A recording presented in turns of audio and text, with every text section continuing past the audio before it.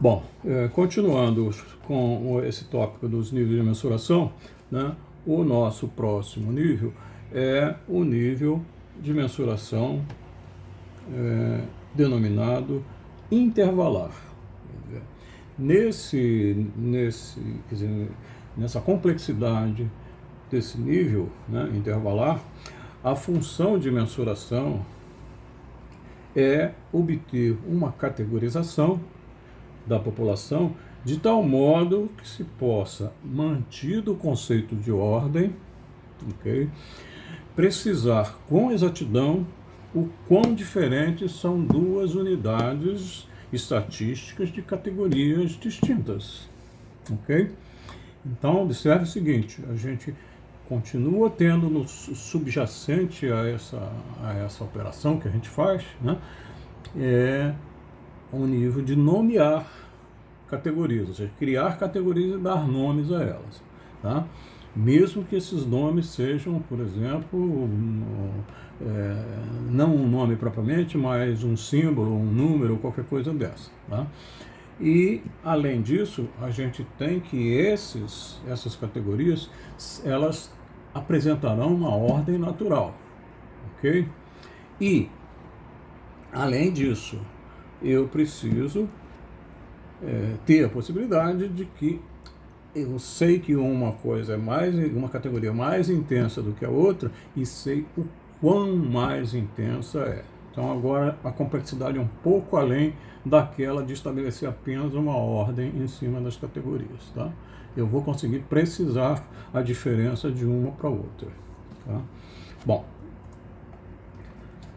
os grupos vão se diferenciar então não só pelo atributo das suas unidades estatísticas e pela ordem desses atributos, mas principalmente pela intensidade precisa, quer dizer, numérica, né, entre categorias. Okay? Um exemplo desse nível de mensuração intervalar pode ser, por exemplo, vamos supor que a gente esteja estudando uma patologia qualquer, uma patologia P, que seja sensível à temperatura ambiente. E, como exemplificação, eu estou dizendo uma população de interesse, por exemplo, os habitantes de um município qualquer, um município M, do estado do Rio Grande do Sul. Eu estou colocando o Rio Grande do Sul porque lá, em princípio, tem temperaturas que variam bastante, né? Desde bem frias até mais intensas de calor até mesmo. Tá? Então, para caracterizar esse fenômeno, pode ser que a gente precise conhecer, né, a condição climática desse fenômeno, referente à temperatura externa do meio ambiente. Eu estou falando externa porque, eventualmente, pode ser que internamente, dentro das habitações, a temperatura seja controlada, seja mais quente e tal, mas a externa, em princípio, é a temperatura do ambiente mesmo externo. Né? Bom, com o exemplo, então, disso daí, vamos supor que a gente ainda supor que, para captar essa característica, né, dessa temperatura, dessa condição climática, né, onde essas pessoas vivem, vamos supor que então, isso vai exigir que a gente considere uma outra população. Né? Por exemplo, a dos dias do ano de 2019, por exemplo. Ok? Bem, essa ideia é que a gente vai precisar conhecer como se comportam os dias segundo a temperatura mínima durante a madrugada. Tá? Ok? Essa era a ideia de buscar a temperatura no meio ambiente, então vamos focar nesse ponto da madrugada e a temperatura mínima. Tá? Pois bem, você vai precisar considerar os 365 dias do ano como unidades estatísticas, né, dessa nova população, essa população de dias do ano de 2019. Bem, a gente vai precisar, então, grupar esses dias, a gente vai categorizar esses dias segundo as temperaturas mínimas, né, em graus Celsius, por exemplo, registradas durante a madrugada, tá? Que é o usual que a gente faz aqui no Brasil. Tá?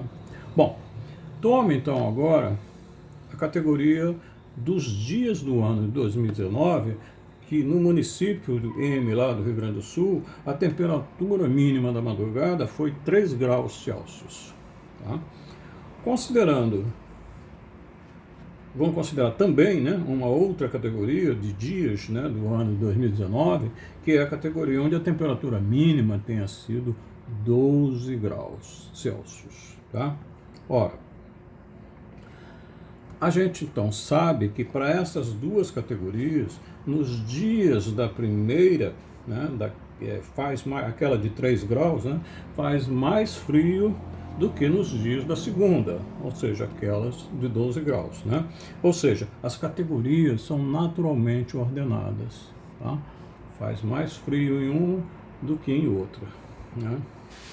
E a gente pode dizer, além disso, né, que a gente conhece qual é a diferença de temperatura para os dias de 3 graus e dos dias de 12 graus. Você tem uma diferença de 9 graus Celsius de temperatura. Então eu sei que são diferentes, que uma tem mais frio do que a outra e que a diferença de uma para a outra é de 9 graus Celsius. Ok? Bom, por que a gente sabe que é 9 graus? É simplesmente subtrair o 12, que é a mais quente, né, do que de 3, que é a mais fria. Então a gente tem essa diferença de 3 graus, de 9 graus. Ora, no entanto, a gente não pode dizer que nos dias de 3 graus Celsius, né, faça 4 vezes mais frio do que nos dias de 12 graus. Né? Embora 12 dividido por 3 dá 4. Tá? Então, existem 4 vezes 3 em 12, mas não quer dizer que existe 4 vezes mais frio em 12 do que em 3. Em 3 do que em 12, ok? Tá? Então, essa é uma das, quer dizer,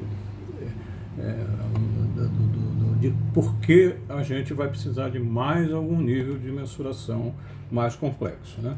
Então, o que se deve considerar nesse nível intervalar de mensuração é que ele não possui um valor numérico que possa ser admitido como a medida da ausência, né, do que pretende mensurar, ou seja, da ausência do frio, por exemplo, né, da temperatura fria. Tá? Por exemplo, a temperatura de 0 graus, né, ela não representa a ausência de temperatura ou ausência de frio, né, no caso do nosso exemplo. Ela é uma temperatura como qualquer outra, ok? E isso faz com que a gente possa precisar de diferença, mas a gente não possa compará-la com outras categorias. Eu não posso comparar o 12 com 3, ou 3 com 12, etc., porque não é possível. Né? O 0 graus é uma temperatura como outra qualquer. Se ele fosse a ausência daquilo que está medindo, aí seria possível a gente estabelecer a comparação. Tá?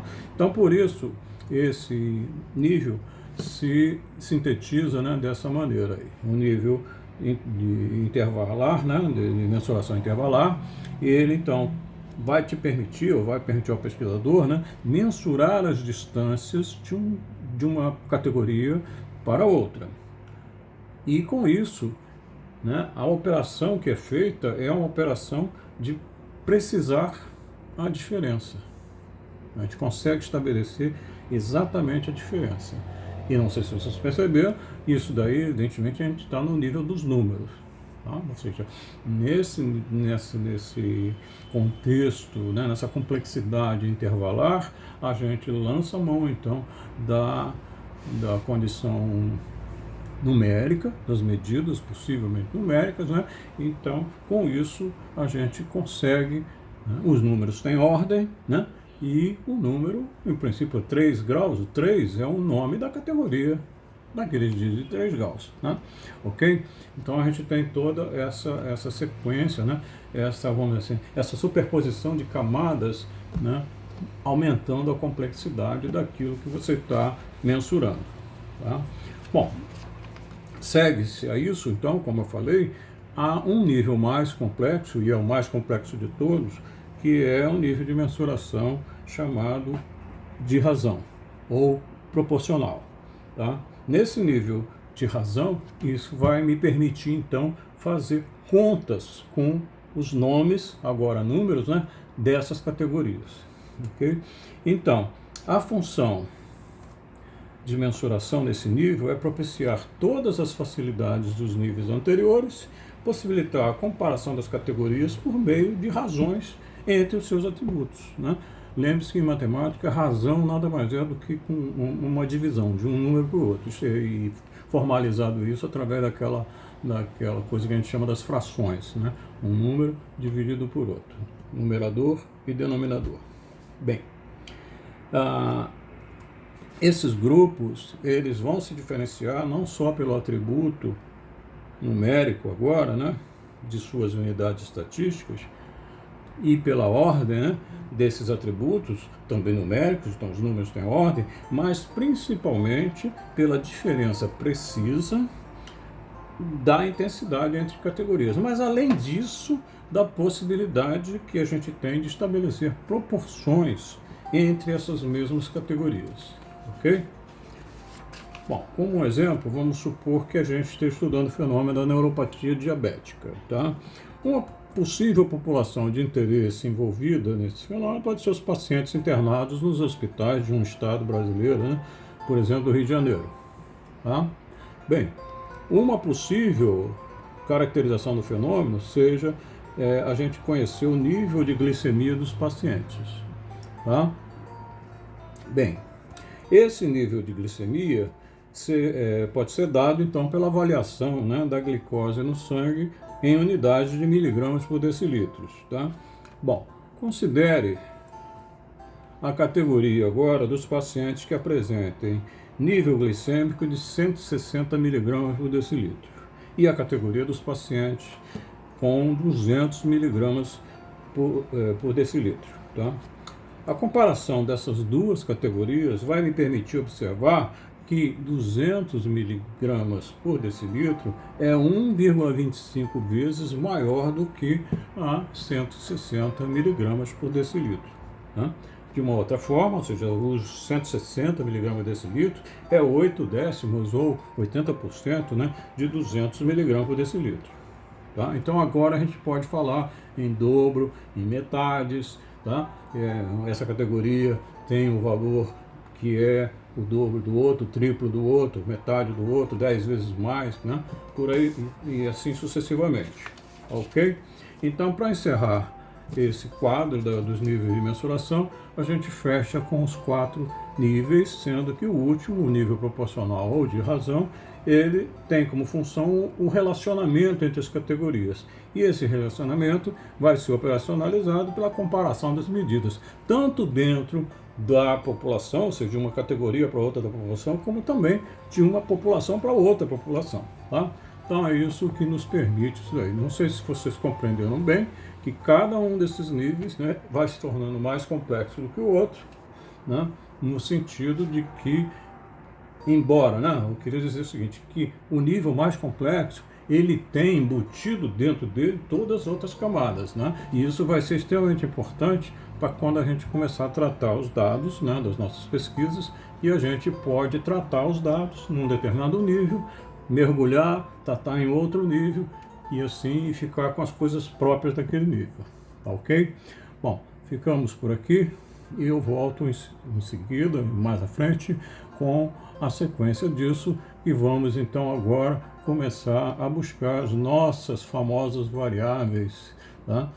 Para que a gente possa com elas recolher dados dessas populações e aí começar mesmo, vamos dizer assim, um trabalho estatístico, né, dentro desses fenômenos, para compreender os fenômenos e volto a insistir, a gente vai fazer um trabalho matemático, que precisa de fazer umas coisas matemáticas, mas eu sempre quero lembrar que existirão atrás dessas categorias, desses números, etc., existirão unidades estatísticas, sejam elas humanos ou não.